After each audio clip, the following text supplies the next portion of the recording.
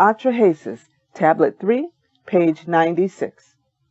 Atrahasis raised his voice to be heard speaking to his master when he was at the reed hut where he spoke to his lord Enki. I have experienced a portentous dream which was terrible. The waters of the river began to surge, turning up and rising, flooding its banks and spreading over the entire landscape. There I struggled for breath as though all life was ending. But as to what it might have meant, this was not made clear. It would be best if it was made known to me while dreaming, so the meaning of a dream received as an omen is certain. Enki raised his voice to be heard speaking to his servant. I sent the dream to relate to you what you need to know. Atrahasis raised his voice to be heard, speaking to his master. Lord, please make known to me the meaning of my dream. Tell me plainly that I might understand its implications. Enki raised his voice to be heard speaking to his servant. You say it should be made known to me while dreaming, so pay heed to the substance that I will pass along to you. Wall, hear every utterance. Reed hut, attend to every word. Take apart your house, and with the timbers construct a boat.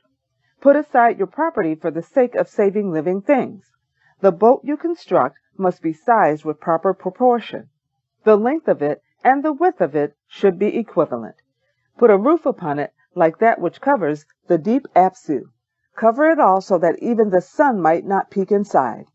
Construct within it both upper decks and lower decks. The ropes must be made durable enough to endure strain. The bitumen must be made strong to lend it sturdiness. For I will make the rains fall upon you where you stand, descending like a wealth of fowl, like a treasure of fish. Atrahasis opened up the sand timer to fill it with sand. Enki told him the amount of sand that would be required, enough to last the duration of the flood, for 7 nights. Atrahasis heard every word that Enki had spoken to him. He brought together the elders, who assembled at his door. Atrahasis raised his voice to them that he might be heard. My lord Enki is not popular right now with your lord Enlil. The two gods are in the midst of a feud with one another. Thus they have caused me to be driven from my house. But because I have always treated Enki with devotion, he spoke concerning this trial which I am to undergo. No longer will I be able to remain within your city walls. Never again might I set my feet upon Enlil's dear land, but down into the Apsu must I travel to be with Enki. This is what he spoke to me, and this is what I must do. If I do this, then he will make it rain abundantly for you. He will send down a wealth of fowl and a treasure of fish. He will shower a downpour in prosperity, a cornucopia. In the morning it will spread over you like thick syrup. In the evening you will drown in an abundance of heaps. Thus when the first sign of dawn appeared the next day, the elders assembled together the entire people there. The carpenter with his axe, the reed worker with his stone. The young children came with the stocks of bitumen. The poor folks fetched everything else that was required. On the 5th day, he was able to lay out the frame's form. It spanned over the area of an acre, with walls 10 poles high. Then he designed its form, drew out the plan for her decks. To feed the workmen every week, he slaughtered an ox. To feed them every day, he slaughtered a fine fat sheep, giving them ale and beer as if there were tomorrow, pouring out oil and wine to the workers as if it were water. Every day was like the feast at the New Year's Day festival. When the sun appeared on the final day, he gave them balm. By the time the sun had set that day, the boat was complete.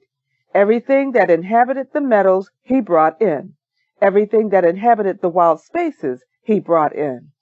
Pure ones and impure ones, and tall ones and short ones, fat ones and skinny ones, and large ones and small ones. He chose from among these and put them aboard the boat. Birds that are in the skies, the moaning cattle of Shakan, the savage beasts that roam throughout the wild expanses, he chose from among these and put them aboard the boat. And he took with him every manner of skilled craftsmen. He then brought all of his people together within his barn, inviting them to join him before disembarking to feast. They were seated when he sneaked his family on board. While they were all eating and while they were drinking, he did not keep still, but kept going out and coming back in. He was crushed, His heart was breaking. He was vomiting. Then the cast of the sky altered and the clouds rumbled. When he heard that sound, he closed up the door with pitch. During that entire span, as he was sailing around the door, he could hear the storm god booming within the clouds. The winds whipped around the ship even as he climbed up. When he cut through the mooring rope and freed his boat, the next day there came lowering gray clouds over the sky. An ominous gloom arose and approached like a tempest, and an unnatural darkness prevailed over the landscape.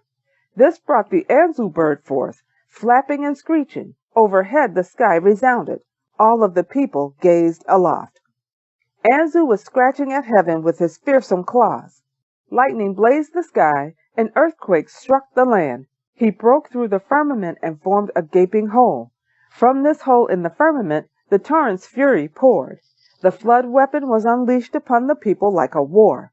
They lost sight of one another within the cascading rain. The storm surge roared like a charging, bellowing bull. The wind sounded like a howling ass in the wilderness. Thick darkness enveloped the entire earth. The sun was not seen. The people became like a white sheep offering to the gods. Every one of them was consumed by the turbulent purge. Even the gods were alarmed by the full force of the flood. They retreated to the safety of the highest heaven of Anu, where they cowered like dogs from the crash of the deluge. The flood surge wreaked havoc, was raging out of control. Anu lost his mind. The gods, his sons, shook around him. The lips of the great mother goddess, Nintu, were salty. All the gods, the Anuna, were left hungry and thirsty. But the divine midwife, wise Mammy, gazed out and cried, "Bring sunlight back to them so that they might see." How could I, within the very assembly of the gods, how could I have ever consented to their destruction? Enlil had a callous enough nature to command this evil. He should have withdrawn that command, like Taruru. They lash out with anguish curses directed at me. Now they have become like white lambs of sacrifice, beyond my control, for how could I live with this loss? My busy din upon the earth has been reduced to silence. What must I do? Must I hide myself beyond the sky? To live evermore in a cloister, cut off from my kith? With what reason, then, did Anu accept this decision? It came about from the command to his obedient sons. He didn't deliberate the matter. He just ordered a flood and brought the people to a sad and sorry destruction. He conspired to bring about their pitiless decimation. Now their shining faces will never again see the light. The gods cowered like dogs from the crash of the deluge. The flood surge wreaked havoc, was raging out of control. Anu lost his mind. The gods, his sons, shook around him. Nintu was screaming and wailing like a woman in travail. Would a genuine father have unleashed the wild waters to meet their end clogging up the river like dragonflies? Their bodies wash upon the bands like overturned boats. They bobble like a raft abandoned in the wilderness. I have seen them there. I have wept over their corpses. Will there be an end to the tears that I shed for them? Nintu wailed and expressed her feelings of grief fully. The gods joined her in weeping for the vanished country. She was overcome with heartache, but could find no bier. The same spot where she wept, so the great gods did too, managing in their speech only the sound of bleating sheep. Parched with thirst, from their lips came only emptiness. For the duration of 7 entire days and 7 nights, whirling water, the storm wind, and the flood prevailed. When the next day arrived, the tempest, flood, and fury, which had been thrashing like a mother straining in birth, all suddenly expired, and the swirling sea became still. The storm wind lessened, the raging torrent refrained. Atrahasis peeped out a gap to see what things were like. All quiet, nowhere distinguishable a man from the mud. There was just the endless flood water, like a flat roof. He opened the window and light beamed onto his face. He knelt down and sat, then cried with tears cascading. He looked for the hills and for the banks of the ocean. Then he saw areas of land breaking the surface of water. The boat settled itself upon the mountain of Nemush. It took hold of the craft and would not let it wander. For the 1st and 2nd day, for the 3rd and 4th day, For the 5th and 6th day, the boat did not move an inch. Then upon the 7th day, Atrahasis released a dove. It flew out and came back, finding no place to perch. Then he reached his hand forth and released a swallow.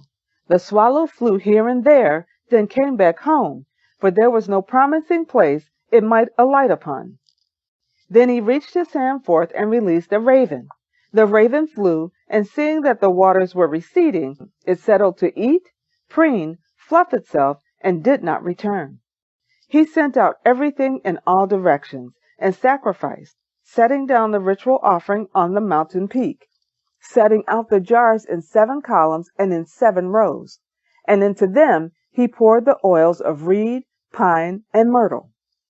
The gods smelled the rising smoke, a pleasing fragrance. They gathered over the offering like a swarm of flies. After they consumed the offering, Nintu rose and spoke. What could have overcome Anu to make this decision? And does Enlil have no shame coming to savor the smoke? Without consideration, the two of them sent down a flood and brought the people to a sad and sorry destruction. They agreed to cause their dire and pitiless obliteration. Now their shining faces will never again look on the sun. She approached the great flies which Anu had fashioned. From now on, man's burden will be a burden which I share. From now, his fate will no longer be separated from my own. He must now save me from any harm by offering sacrifice, and so let me rise every day in the morning for his sake. Recognize, O gods, that I will never forget this calamity. Make these big flies become lapis lazuli upon my necklace. I will eternally recall and never forget what happened here. Then Enlil the warrior caught his first sight of the cargo boat, and he was stomping mad from his elevated ire at the Ijiji. Every one of us of the great Anuna swore to carry this out. We agreed there was not to be one thing left alive on earth. So how is it that any man was able to survive this disaster? Anu raised his voice to be heard, speaking to the warrior Enlil. There are none among the gods but Enki who would do so. He made it so the reed hut betrayed our plans beforehand. Enki raised his voice to be heard, speaking to the high gods. Yes, it was I who did it, and thus did it against your wishes. Since I worked to guarantee life was saved, not extinguished, I had this man construct the boat and take others with him, to save all manner of life on earth and to return them safely. The one who does wrong is blameworthy for his own wrongs, and he who commits a crime is culpable for his own crimes. Thus I am not opposed to the exacting of any punishments. Rather, if any man acts contrarily to your commandments, then by all means exact due punishment of the offender, or against anyone else who contravenes your holy statutes. If you have cause for complaint, then make your case justly. Exact your punishments with equanimity and without ire, that a man may not suffer when not guilty of wrongdoing. Rather, have his numbers be reduced by the lion and the wolf. Rather, have his numbers be reduced by famine and plague. Rather, have his numbers be reduced by war and invasion. Only that you not bring destruction to every one of them. Only that they might never suffer extinction from a flood. Thus the gods will not be known for their maliciousness. Then man will continue to make his offerings to the gods. Yet if he continues to act against your will, then so be it, and bring punishment to the ones who sin against you, but only exacting punishment where punishment is due. There, I have now said everything that I wish to convey. And Enlil raised his voice to be heard, speaking to wise Enki. Then let us go, and bring the womb goddess Nintu to us, and we will hold a conference together at the meeting hall. Enki raised his voice to be heard, to the womb goddess Nintu. Nintu, as womb goddess, you are the one who chooses fates. You are the one who determines destinies for all the people. Have it be that a third of all people are able to have children, which will assure the continuance of the population of man. Have a third of them be unable to do so due to youth or age. Have there be a third of the people who have among them women who are capable of giving birth, but not properly, May the Pasitu demon lift the baby from its mother's arms, and further make the Ugbatu, Intu, and Igisitu women, who are off limits to men, to further reduce the birth rate. Let his fortunes rise and fall, and his fate be unknown to him. Let there be among mankind but few who are prosperous, but let the remainder of them struggle daily for survival. Sometimes mankind will be reduced from facing famine. Sometimes mankind will be reduced from facing disease. Sometimes mankind will be reduced from facing warfare. And through these means, his numbers will not burgeon. Through these means, man will not become too powerful. Let it be that humankind not be allowed to live eternally, but only for a duration of time, a fixed number of years. This will be made the manner of life for all of humankind. Let there be no fixed duration for death, but only for life, and thus there will not be so many humans upon earth. There must only be enough to perform the work of gods. Let him live his life in joy and misery for his brief lifespan. May he forever enjoy what is meant for man to enjoy. Therefore let him have a full stomach, live in mirth daily, plan delights for himself, celebrating both night and day, dress in fine clothing, bathe himself, and remain unsoiled. Let him be pleased by the product of his accomplishments. Let him be honored by the excellent quality of his children. Let him be content with the company of a well-bred wife, and let him find comfort from his work in his latter years. Before he reaches his endless rest when life reaches its end, these alone are the things a mortal man might strive for. May he live a life filled with righteousness, like Atrahasis, to serve the gods, honor his parents, and aid his people, showing due regard for both equanimity and faithfulness. Such are the things which must determine his business. Thus set down for him the instructions for him to live by, such that man might recognize the origin of his miseries, and that man will be inclined to hold himself from evil, with due regard for the gods through righteous conduct, never failing in making his regular offerings to the gods, performed at the requisite times, to incline away our wrath. Thus have them be recorded for all time to bear witness, so that it be written for future generations to understand, under what circumstances we brought on the great flood, while a man among them was able to survive this disaster. You are the gods' adviser. I obeyed you in making discord, so have the Ijiji give ear to his song, meant to honor you, that there might always be a testimony to your greatness. So I will chant the account of the flood to everyone. Here. This concludes the reading of the Enuma Elish, with the Atrahasis included. Thank you for joining me in this reading, and peace and blessings to you all.